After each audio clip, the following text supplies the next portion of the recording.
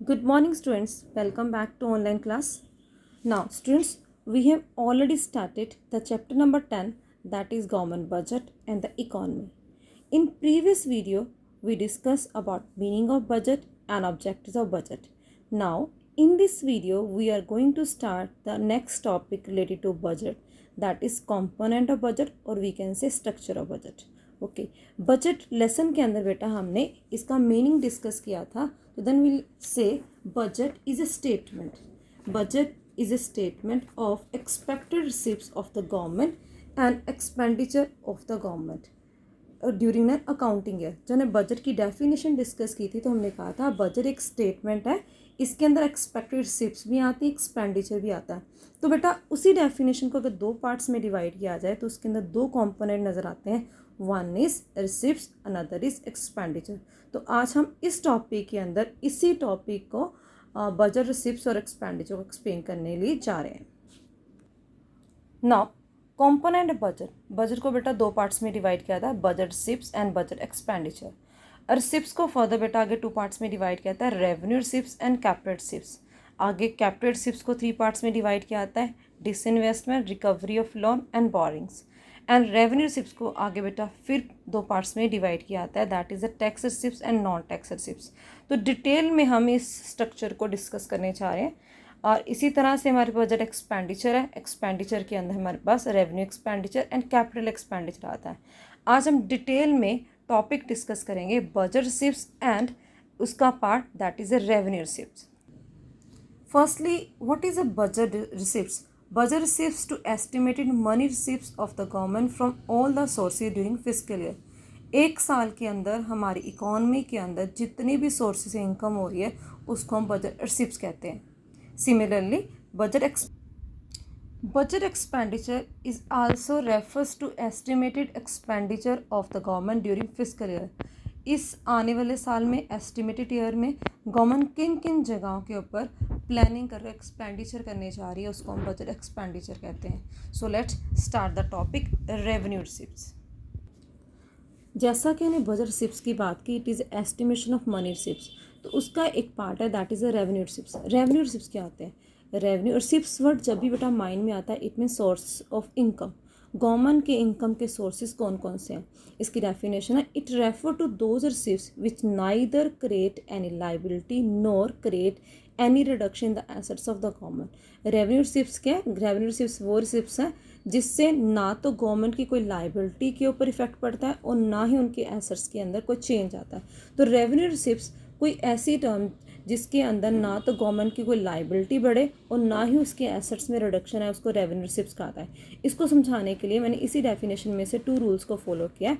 तो R is revenue receipts. Rule one is neither create a liability and rule number two is no reduce an assets. अगर हम इसी definition को follow करते हैं तो हमने क्या कहा?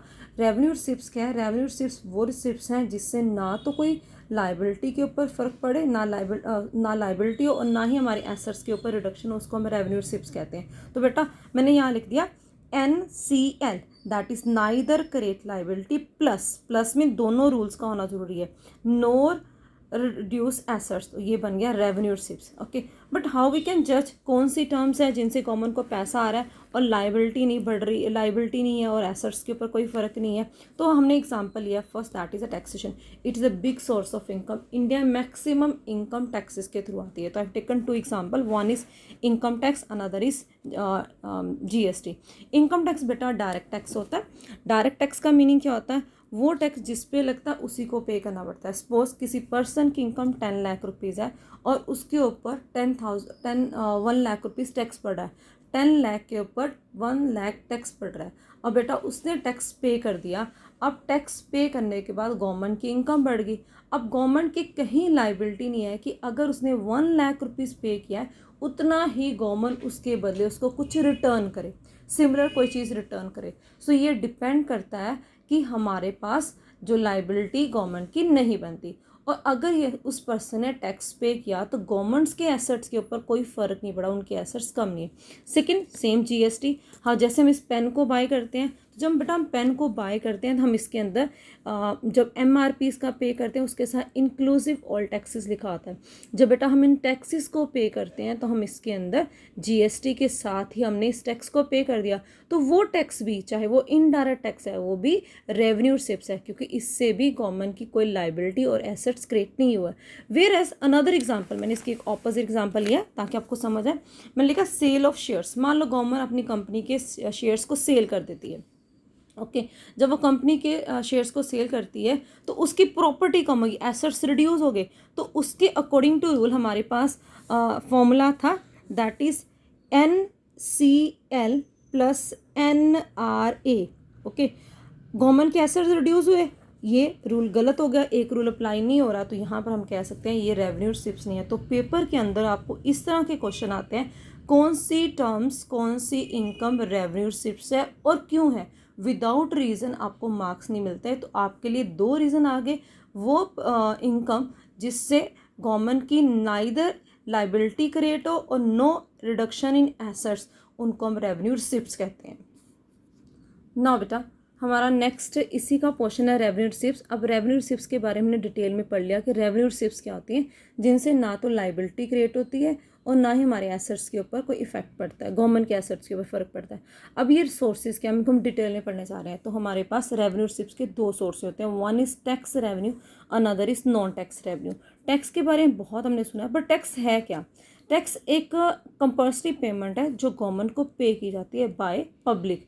पब्लिक के अंदर बेटा हाउस होल्ड भी आ गया, फॉर्म्स भी आ गई और कोई भी इंस्टीट्यूशन भी आ गया। टैक्स एक ऐसा अमाउंट है जो पब्लिक को गवर्नमेंट को पे करना पड़ेगा अगर गवर्नमेंट ने टैक्स इम्पोज किया है। अगर कोई पर्सन उस टैक्स को देने से इनकार करता है, डिनाई करता है कि मैंने वो टैक्स नहीं पे करना, तो उनको पेनल्टी पड़ती है। This is not a physical penalty. तो नेक्स्ट टाइम जब उनकी इनकम आएगी तो उसमें से वो टैक्स डिडक्ट करके उनको इनकम दी जाएगी। ओके अब टैक्स पे करने वाला पर्सन कभी ये नहीं कह सकता कि अगर मैंने सपोज 10 लाख में से 1 लाख रुपीज़ टैक्स पे किया तो गवर्नमेंट मुझे उतना रिटर्न दे। तो टैक्स पे करने वाला person can not expect any services और benefit from the government in return. तो ये टैक्स पे करने वाला पर्सन कभी भी पूरी एक्सपेक्टेशन लेके नहीं जा सकता कि अगर उसने 1 लाख रुपीज़ टैक्स पे किया तो गवर्नमेंट उसके रिटर्न में उसको कोई ऐसा बेनिफिट दे। ओके अगर टैक्स को क्लासीफाइड किया direct tax and indirect tax.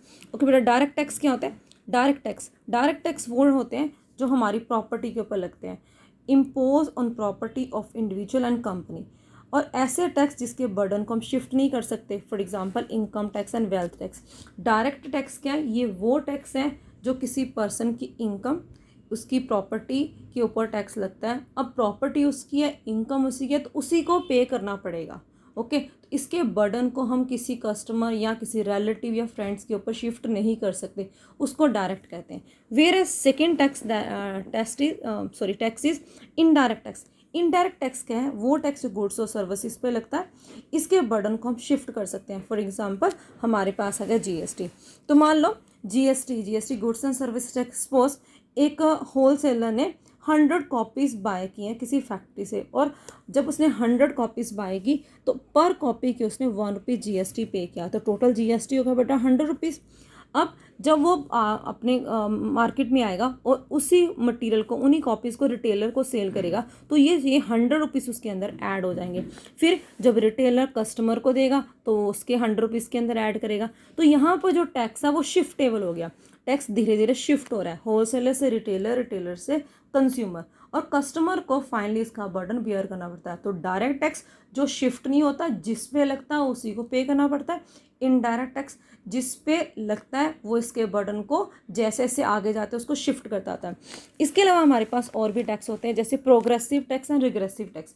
Progressive tax क्या होता है, प्रोग्रेसिव टैक्स एक ऐसा टैक्स है जब इनकम बढ़ती है और इनकम के बढ़ने पर इसके टैक्स का रेट बढ़ता है। Income increase, tax increase. Suppose किसी पर्सन की इनकम 5 लाख है तो उसके ऊपर 5% टैक्स है। इनकम 10 लाख होगी तो उसके ऊपर टैक्स की रेशो बढ़कर 10 लाख हो जाएगी। इसको हम कहते हैं progressive tax. So progressive tax when the rate of tax increase with increase in income and whereas regressive tax, regressive tax क्या होता है, एक ऐसा टैक्स जिसका रियल बर्डन किसके ऊपर पड़ता है, पुअर पीपल को, जो रियलिटी में जो बर्डन है पुअर पीपल पर पड़ता है। इस टैक्स के अंदर जब टैक्स लगाया जाता है तो गवर्नमेंट मोस्ट प्रोबेबली पैसा इकट्ठा करने की कोशिश करती है पुअर पीपल से, तो greater burden on the poor people than rich people, उसको हम कहते हैं that is regressive tax. Then बेटा VAT, value added tax. Value tax भी एक इनडायरेक्ट टैक्स है।